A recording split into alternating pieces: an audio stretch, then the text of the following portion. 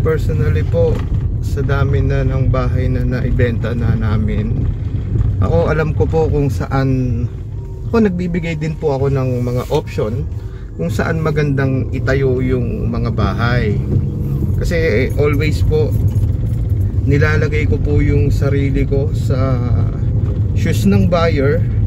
Kasi madalas kami yung nandito sa site. So sa mapa pa lang nakikita ko na kung saan yung, kung ako ang bibili ng bahay, alam ko na kung saan maganda. At saka ayun yung mga number 1 na ino-offer ko. So ito po yung clubhouse ng Gentry Heights. So ito po, ito yung clubhouse, ito yung main road. Napakaganda po dito. Napakaganda. Ito po yung clubhouse ng Gentry Heights Subdivision. Alright.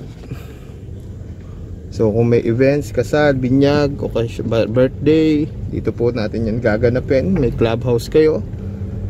So ito po yung environment. Bigyan ko po kayo ng isang example na isang bahay dito or kahit saan. Ako kasi gusto ko kasi yung nasa perimeter wall. Sabi nila, or yung bahay ko nasa perimeter wall, or gusto ko nakatapat sa perimeter wall. Actually yung iba ayaw, karamihan ayaw yon. Kasi bakit?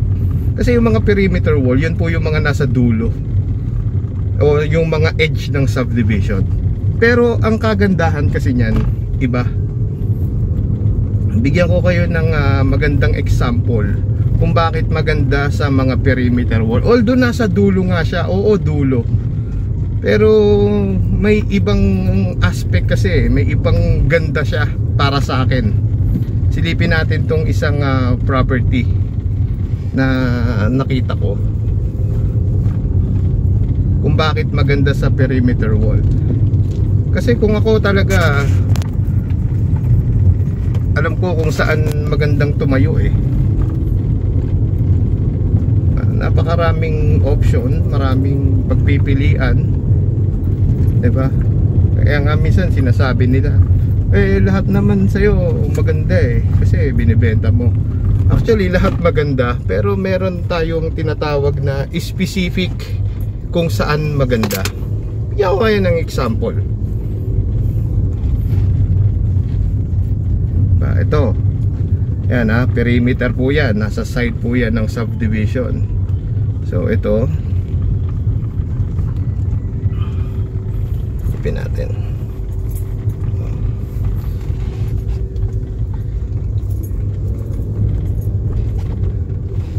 Okay, so ito, maganda talagang spot na itong bahay na to. Yan, binenta ko yan. Maganda kasi corner lot siya, malaki yung lote niya. 'Di ba? Maganda. 'Di ba? Ayan, binigay ko rin sa kanyang option 'yan. 'Di ba? And then meron tayo dito. Ito yung kinikwento ko sa inyo kanina, yung ano yung kagandahan ng nasa perimeter wall ka.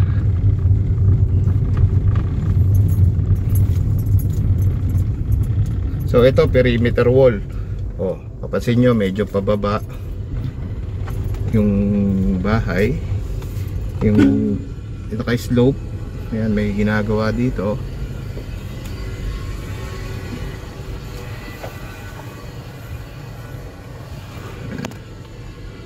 So ito, ayan, perimeter wall po yan, di ba? Ang maganda sa perimeter wall, meron kang parking lot, extra lot. Hindi mo naman yan binayaran, pero pwede mong pakinabangan. So halimbawa, ito yung bahay mo. O yan, may extra parking lot ka. Ayan yung bahay mo, for example. Ito, nasa perimeter wall ka, may garden ka. Ikaw na nga lang magla-landscape, syempre, diba? Pero at least hindi yan kasama sa binayaran mo, pero at least sa tapat ng bahay mo, mapakinabangan mo siya, diba? Yung iba kasi hindi nila naiintindihan. That's why, kaya nga po, kung meron po kayong, kung gusto nyo pong magkaroon ng bahay at mabigyan ko kayo ng magandang pwesto ng lote, tawagan nyo lang po ako, Mr. Affordable House and Lot, 0925-624-2296. Okay, marami pa po tayo dito mga lote na pagpipilian at napakagaganda po ng mga location. Diba? Yan po, maganda dito. Located po ito dito sa Gentry Heights Subdivision, General Trias, Cavite. Yan oh, mga perimeter. Dati mga ayaw nila yan. Ngayon lahat gusto na sa perimeter wall. Kasi dalawang bagay ang maganda eh. Number one, una, maganda talaga yung mga nasa corner lot. Pero sabi ko nga, mabibili mo lang yung mga corner lot na yan during pre-selling time. Pero pagka marami nang nakatayong bahay, wala ka nang makukuha ang corner lot. Napakaswerte mo na pag nakakuha ka pa ng corner lot at yung fully developed na yung subdivision. Maswerte ka na, huwag mo nang pakawalan. Ang huling mga nabebenta dyan na sa akin na pinakamaganda is yung mga nasa perimeter. Kung ako yun yung uunahin ko eh. Like this one oh.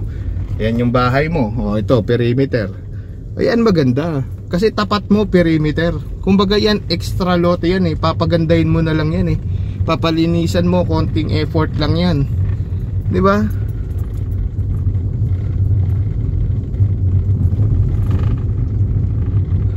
Ayun po. So yun lang po yung ma-advise ko sa inyo. Kung gusto nyo po ng magandang location ng property, tawagan nyo lang po ako at hahanapan ko po kayo ng magandang pwesto kung saan po natin ipatatayo ang bahay mo. Of course, syempre ito, mga main road, magaganda din yan. Pero may advantage at disadvantage din kasi yan pagka nasa main road ka. Yan oh, kaganda ng bahay po oh. Diba po? Okay po. Maraming salamat po at intayin ko po ang tawag nyo at para makapasyal po tayo dito sa Gentry Heights Subdivision. Okay, so that ends our house tour. If you want to see our actual unit, you may call us 24/7 kahit madaling araw. Sasagutin ko po ang tawag nyo due to time difference, especially po sa inyong mga home buyers from abroad. 0925-624-2296 sa Viber or 0926-626-3977 Globe Viber, or simply add me on Facebook, John Kenneth Kwasay, or you may visit our FB page, Mr. Affordable House and Lot. And always remember, choose a reliable real estate broker and real estate salesperson who will assist you until you move in. Maraming salamat po.